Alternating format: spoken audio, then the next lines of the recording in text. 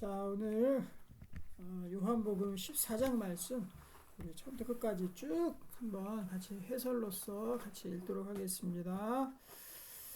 자, 요한복음 14장 1절 말씀입니다. 어떻게 보면 이제 이 14장 말씀 가장 요한복음에서도 핵심 중에 핵심을 할 수 있고 핵심의 그 귀한 말씀들이 다 들어있는 그런 장입니다. 자, 1절입니다. 너희는 마음에 근심하지 말라. 하나님을 믿으니 또 나를 믿으라. 그러니까 이 영성의 최고봉은 어디입니까? 요한복음에서도 계속 강조하고 또 우리가 영성하면 떠올리는 것들이 있죠. 그 하나님과의 영성. 이것이 바로 어디에서 시작하느냐? 마음의 근심, 염려를 주님께 맡기는 일부터 시작이 되거든요. 그러니까 항상 이 싸움이에요. 요한복음에서도 계속해서 반복적으로 나오는 것이 바로 마음의 근심, 염려들 주님께 맡겨 드려라. 너희는 그것들을 하지 말아라. 우리 명령하는 거거든요. 그걸 통해서 우리가 하나님과의 진정한 영성의 세계로 들어갈 수 있다는 거죠. 교제, 깊이 있는 교제와 은혜 가운데. 다 연결되어 있는 거예요. 마음의 근심이 어떻게 없어지느냐? 바로 하나님 믿는 거죠. 우리를 인도하시고 이끌어 주신 하나님 믿는 것밖에 없습니다. 내 아버지 집에 거할 곳이 많도다. 그렇지 않으면 너에게 일렀으리라. 내가 너희를 위하여 거처를 예비하러 가노니 가서 너희를 위하여 거처를 예비하면 내가 다시 와서 너희를 내게로 영접하여 나 있는 곳에 너희도 있게 하리라. 첫 번째로 예수님께서 어떻게 한다 그랬죠? 먼저 가서 거처를 예비하신다 그랬죠. 우리의 거처를 예비하시고, 그러니까 우리가 천국에서 있게 될 그 거할 곳들을 주님께서 먼저 승천하셔서 예비하러 가시는 거죠. 그리고 3절에 보면 그리고 예비하고 내가 다시 와서 너희를 내게로 영접하여 나 있는 곳에 너희도 있게 할 것이다. 그러니까 먼저 승천하시고 나서 거처를 예비하시고 그리고 다시 재림하셔서 우리를 영접해서 데리고 가신다는 거죠. 그럼 염려하지 말아라. 4절 내가 어디로 가든지 그 길을 너희가 아느니라. 도마가 이르되 주여 주께서 어디로 가시는지 우리가 알지 못하거늘 그 길을 어찌 알겠사옵나이까. 예수께서 이르시되 내가 곧 길이요 진리요 생명이니 나로 말미암지 않고는 아버지께로 올 자가 없느니라. 오직 예수님 통해서만이 하나님께 나아갈 수 있다는 겁니다. 너희가 나를 알았더라면 내 아버지도 알았으리로다. 이제부터는 너희가 그를 알았고 또 보았느니라. 빌립이 이르되 주여 아버지를 우리에게 보여주옵소서. 그리하면 족하겠나이다. 예수께서 이르시되 빌립아 내가 이렇게 오래 너희와 함께 있으되 내가 나를 알지 못하느냐. 나를 본 자는 아버지를 보았거늘 어찌하여 아버지를 보이라 하느냐. 그러니까 예수님을 믿는 신앙은요, 하나님 아버지를 막 눈으로 보고 신의 어떤 그 신적인 현상을 눈으로 보고 그게 바로 우리가 믿는 신앙의 방식이 아니라는 거죠. 그래서 이게 바로 세상에 있는 다른 그런 종교나 이런 것들과의 완벽한 차이입니다. 다른 것들은요, 어떤 현상을 보려고 그래요. 그러고 막연한 신을 찾고 그 신의 도움을 통해서 우리의 삶 속에서 우리의 현상의 어떤 이익을 얻으려고 신을 그냥 불러들이는 것 뿐입니다. 근데 아버지 보는 게, 현상 보는 게 신앙이 아니라는 거죠. 그럼 어떤 게 신앙이냐? 10절.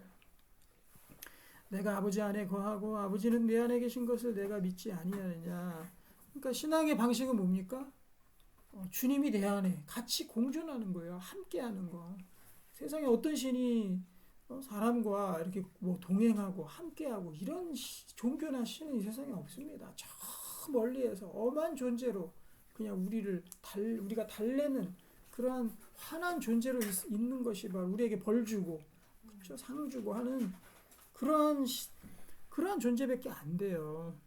그래서 이 하나님을 믿는 신앙이 참된 신앙이라는 겁니다. 그래서 예수가 아니고서는 아버지께로 올 자가 없는 이유가 바로 이런 거지요. 함께 공존한다고 하는 건 바로 그리스도를 믿는 이 신앙밖에 없다. 내가 너희에게 이르는 말은 스스로 하는 것이 아니라 아버지께서 내 안에 계셔서 그의 일을 하시는 것이라. 예수님이 샘플로 먼저 보여주시잖아요. 하나님 아버지가 예수님이 하나님 안에. 그래서 내가 그의 일을 하는 거지. 내가 스스로 하는 것이 내 나름대로 그냥 내 자의적으로 하는 것이 아니다. 공존해서 같이 하는 거다. 이것이 신앙의 우리의 신앙의 방식 그대로 설명하고 있는 거예요. 그러니까 우리도 어떻게 하느냐? 내 자의적으로 하는 게 내 뜻대로 하는 게 아니라 주님께서 내 안에 거하시고 내가 주님 안에 거해서 주님과 동행함으로 해 나가는 거죠. 함께 하는 거야. with Jesus, with God. 함께 나아가는 것이 바로 그리스도인의 신앙이라는 거죠. 완전히 다른 거죠. 수준하고 뭐 이런 레벨이 완전 차원이 틀린 겁니다. 11절 내가 아버지 안에 거하고 아버지께서 내 안에 계심을 믿으라. 그렇지 못하겠거든. 행하는 그 일로 말미암아 나를 믿으라. 요한복음에 제일 많이 나오는 게 뭡니까? 바로 이 구절이죠. 내가 아버지 안에 거하고 아버지가 내 안에 계시고 그리고 또 너희가 내 안에 거하고 내가 너희 안에 거하고 내 말이 너희 안에 거하고 너희가 내 말에 거하고 계속해서 반복해 나오잖아요. 이게 바로 우리가 추구하는 신앙의 방식인 거다. 하나님과 항상 동행하고 예수와 동행하는 거. 12절 내가 진실로 너에게 이르노니 나를 믿는 자는 내가 하는 일을 그도 할 것이요. 왜? 같이 동행하니까 왜 못해? 그렇죠? 예수님이 하는 일을 너무 높게 보이죠. 그리고 보면 그보다 더 큰 일도 한다 그랬어요. 이는 내가 아버지께로 가기 때문이다. 더 큰 일도 한다. 왜 그러냐? 주님께서 함께 거하시니까 내가 그 모든 것들을 주님이 대신하시니까 할 수 있는 거죠. 13절 너희가 내 이름으로 무엇을 구하든지 내가 행하리니 이는 아버지로 하여금 아들로 말미암아 영광을 받으시게 하려 함이라. 그리고 이제 또 하나 함께 거할 때 우리가 어떤 것들을 할 수 있느냐? 바로 이거 기도입니다. 기도 중에서도 기도도 여러 가지가 있겠지만은 특별히 구하는 기도를 여기서 말씀하고 있죠. 예수님이 구하면 내가 이것을 행할 것이다. 그러니까 주님이 나와 함께 하시고 내가 주님께 구하고 주님이 그것들을 들어주시고 응답하시고 이 동행 함께 가는 거 이것이 신앙생활이다. 신앙생활의 핵심이다. 그래서 14절에 보면은 내 이름으로 무엇이든지 내게 구하면 내가 행하리라. 하나님께 구해도 하나님 들어주시죠. 그리고 예수님의 이름으로 무엇이든지 예수님께 구하면 예수님이 행하신다. 위급할 때 많이 사용해서 예수님 도와주세요. 예수님으로 구합니다. 예수님 도와주세요. 이렇게 예수님 위급 상황에 SOS를 칠 때 이런 기도해야 됩니다. 너희가 나를 사랑하면 나의 계명을 지키리라. 내가 아버지께 구하겠으니 그가 또 다른 보혜사를 너희에게 주사 영원토록 너희와 함께 있게 하리니. 또 하나 플러스 되는 게 있죠. 하나님과 예수님이 함께 하시고 예수님이 우리와 함께 하시고 거기에 추가해서 또 다른 보혜사 바로 성령 하나님이 또 우리와 함께하고 동행하신다는 거죠. 삼위일체 하나님이 우리와 함께하고 동행하는 것. 이것이 신앙생활입니다. 17절 그는 진리의 영이라 세상은 능히 그를 받지 못하나니 이는 그를 보지도 못하고 알지도 못함이라. 그러나 너희는 그를 아나니 그는 너희와 함께 거하시며 또 너희 속에 계시겠습니다. 똑같죠. 성령님께서 같이 역사하시는 방식도 똑같아요. 우리 몸 안에 계시고 그리고 우리 안에서 같이 거하시고 또 행하시고 하는 것들. 자, 그러니까는 동체가 되는 거죠. 하나님과. 그래서 우리 오늘 본문에 또 다니엘서에도 그 말이 계속 나오잖아요. 다니엘 보러 어떻게 표현하죠? 하나님의 영이 하나님의 신들이 함께하는 자다. 이렇게 나오잖아요. 반복해서.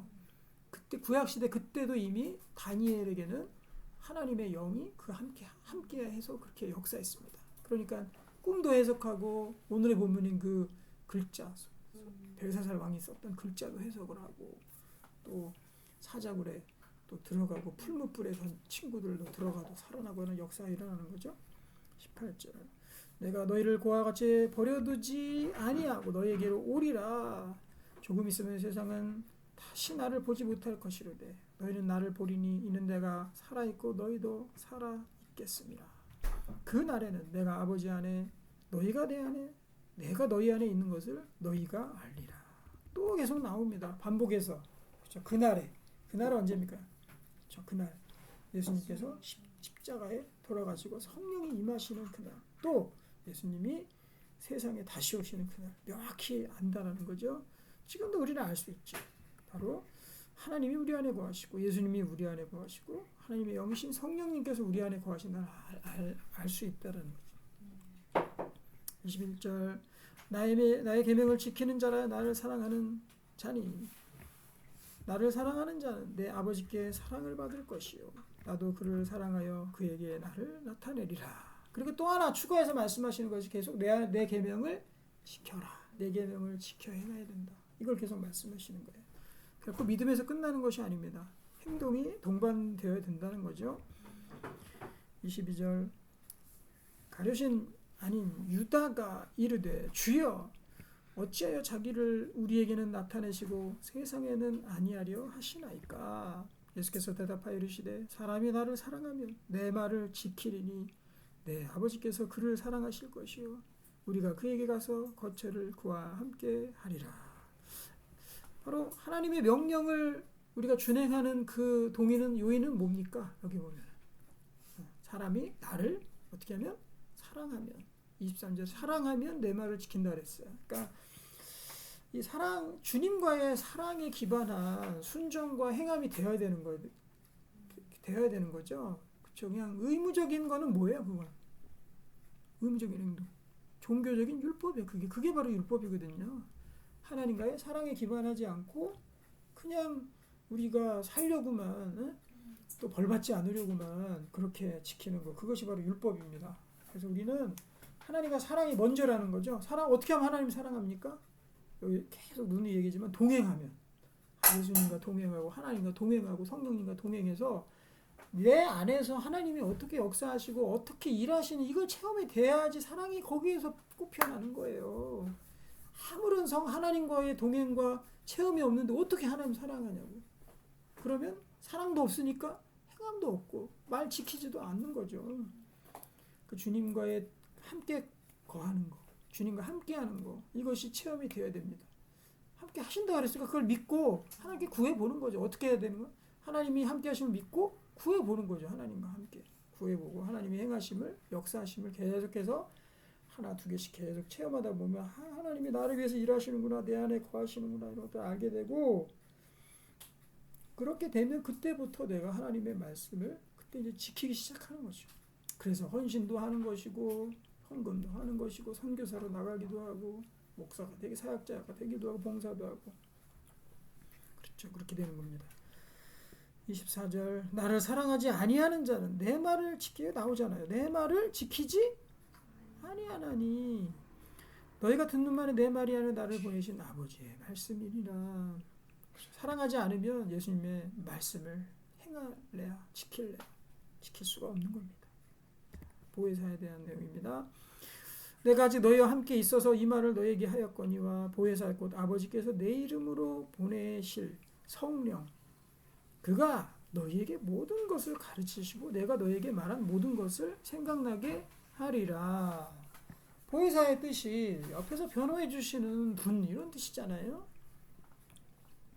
한자로 어렵게 썼는데 우리말이 없어서 그래도 한자를 동원해서 쓴 거겠죠. 우리말에 이런 말이 없습니다. 보혜사 바로 성령께서 어떻게 우리가 이제 하나님 체험해야 돼요? 성령께서 우리 안에 거하시는 성령을 믿고 그렇죠? 성령의 가르치시는 걸 들어야 돼요. 성령께서 우리가 어떻게 가르치시나. 그래서 민감하게 우리가 마음의 소리에 귀를 기울이고 있어야 돼요. 기도할 때, 예배 드릴 때, 찬양할 때, 말씀 들을 때 성령께서 나에게 뭐라고 가르치시나.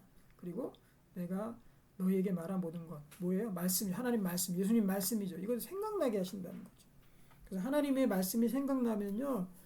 성령께서 나를 위해서 지금 일하고 계시는구나. 어떤 말이 생각이 나든지 간에 어떤 말씀이 생각나든지 간에 그 말씀을 통해서 나에게 지금 성령께서 나에게 깨닫게 해주시는구나. 말씀으로 이기게 하시는구나. 이것들이 하나둘씩 생겨야 됩니다. 그래야 하나님 사랑할 수 있는 사람이 됩니다. 그것이 바로 영성입니다. 그 영성의 종합 27절입니다. 바로 평안을 너희에게 끼치노니 곧 나의 평안을 너희에게 주노라. 내가 너희에게 주는 것은 세상이 주는 것과 같이 아니하니라. 급이 다르다는 겁니다. 수준이 달라요. 본질이 달라요. 너희는 마음에 근심하지도 말고 두려워하지도 말라. 이거 이렇게 행하기만 하고 살 수 있다면 얼마나 좋겠습니까? 그렇죠? 우리의 삶의 영역에서 이것들을 조금씩 넓혀 나가야 돼요. 처음엔 잘 안 되고 잘 되다가도 또 안 될 수도 있어요. 넓혀 나가야 됩니다. 너무 귀하고 좋은 거지요. 하나님이 우리와 함께 하신답니다. 우리의 기도도 들어주신답니다. 성령께서 가르치시고 생각나게 하신답니다. 또 예수님 명령한 거예요. 평안까지 우리에게 주신다. 너희는 그래서 하지 말아야 될 게 뭡니까? 너희는 마음에 근심하지도 말고 두려워하지도 말라. 이게 우리 금지사항이에요. 이것이 우리의 영을 갉아먹는 겁니다. 마음 근심, 두려움, 공포, 또 원망, 미래에 대한 두려움, 특히 그죠? 이런 것들, 그런 거 다 내려놔야 된다. 내려놓는 훈련을 그래서 해야 되는 겁니다.